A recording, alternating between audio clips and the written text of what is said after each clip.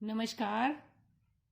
कक्षा 10 के lesson carbon में अब तक हमने एल्केन यौगिकों और एल्कीन यौगिकों के नामकरण के बारे में विस्तार से जाना। आज हम जानकारी प्राप्त करते हैं एल्काइन यौगिकों के नामकरण के बारे में, जिनका सामान्य सूत्र CnH2n-2 होता है। ये असंतृप्त हाइड्रोकार्बन है। इनमें त्रिबंध उपस्थित होता है। इनका अनुलग्न आयन होता है और इनका भी जो सबसे छोटा लघुत्तम सदस्य है वो 2 कार्बन का होता है, जिस तरह एल्कीन में एथीन के बारे में हमने जाना।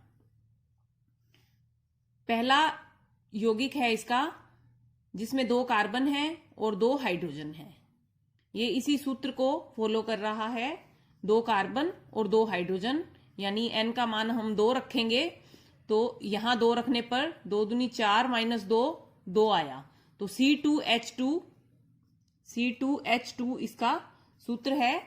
और इसमें 2 कार्बन के कारण इसका पूर्व लग्न एथ है और त्रिबंध की उपस्थिति के कारण इसका अनुलग्न आयन है।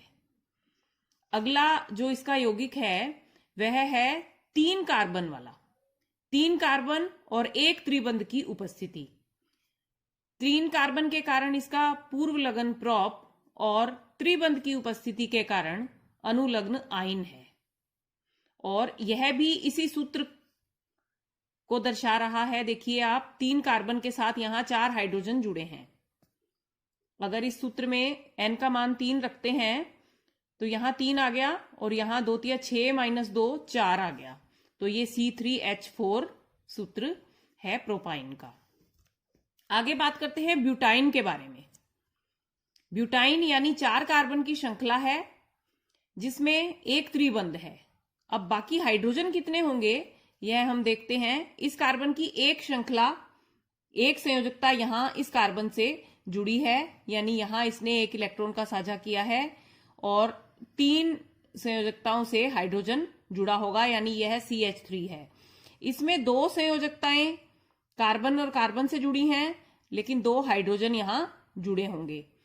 अब यह कार्बन, इसके साथ एक भी हाइड्रोजन नहीं होगा क्योंकि इसने 1 इलेक्ट्रॉन का साझा यहां किया है और 3 इलेक्ट्रॉन का साझा यहां किया है, और इस कार्बन के साथ 1 हाइड्रोजन जुड़ा होगा। यानी इस तरह से भी हमें हाइड्रोजन लिखने आने चाहिए। फिर आप देखिए कि ये 4 कार्बन के हिसाब से क्या हाइड्रोजन सही है। 4 कार्बन के हिसाब से हाइड्रोजन की संख्या आती है 6। 4 दूनी 8 और -2 करेंगे तो 6। तो आप ये देखिए 6 हैं, 1 2 3 4 5 और 6, ये पूरे हैं, यानी C4H6। और ये ब्यूटाइन है। क्या इतना लिखने पर यह सही है? आप देखिए कि यह त्रिबंध यहां भी हो सकता है। यहां होगा तो इसका नामकरण अलग हो जाएगा, लेकिन अगर यहां होगा तो नामकरण यही होगा, क्योंकि जिधर से त्रिबंध को कम अंक मिलेगा हम वहां से कार्बन की गिनती शुरू करेंगे।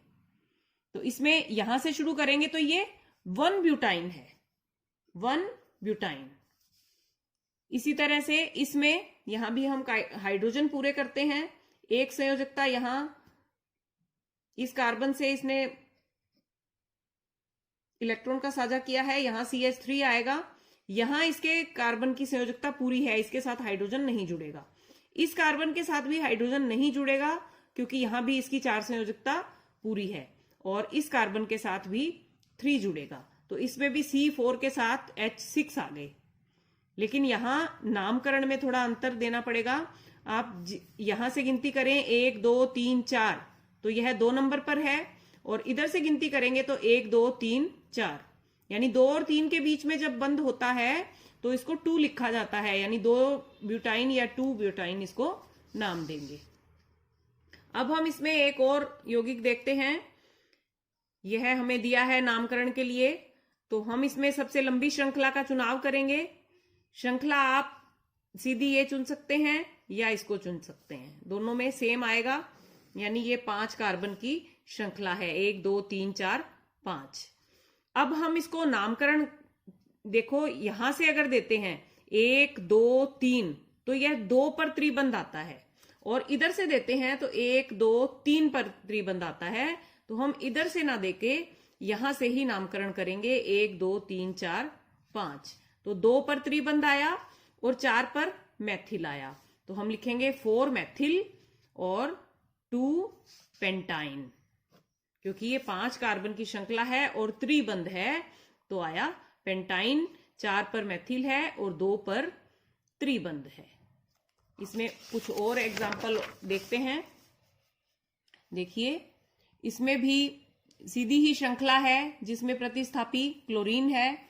यहां से नामकरण करेंगे 1 2 3 और 4, तो यहां पहले प्रतिस्थापी को लिखेंगे 4 क्लोरो, और जो आइन है वो 1 नंबर से ही शुरू हो गया, यानी 1 और 2 कार्बन के बीच है, तो 4 क्लोरो 1 ब्यूटाइन। क्योंकि 4 कार्बन है और 1 त्रिबंध है, तो पूर्व लगन ब्यूट लगेगा और अनुलग्न आइन लगेगा।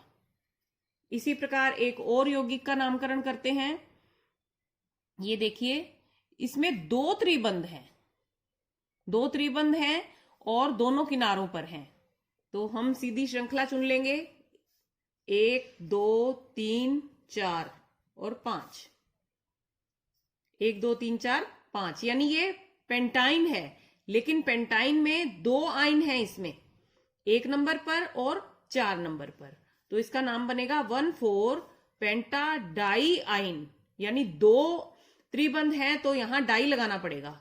अगर 3 त्रिबंध हो तो इसमें ट्राई लगता है। अब इसमें 2 हैं, इसलिए 1,4 पेंटाडाई आइन। इसे एक और तरीके से लिख सकते हैं, पेंट पहले लिख दें, आइन पीछे लिख दें, और बीच में कहां कहां आइन है वो लिख दें 1,4 डाई, पेंट 1,4 डाई आइन। इस तरह से भी नामकरण कर सकते हैं, आपको जो आसान लगे आप उसे चुन सकते हैं। आज के लिए इतना ही। धन्यवाद।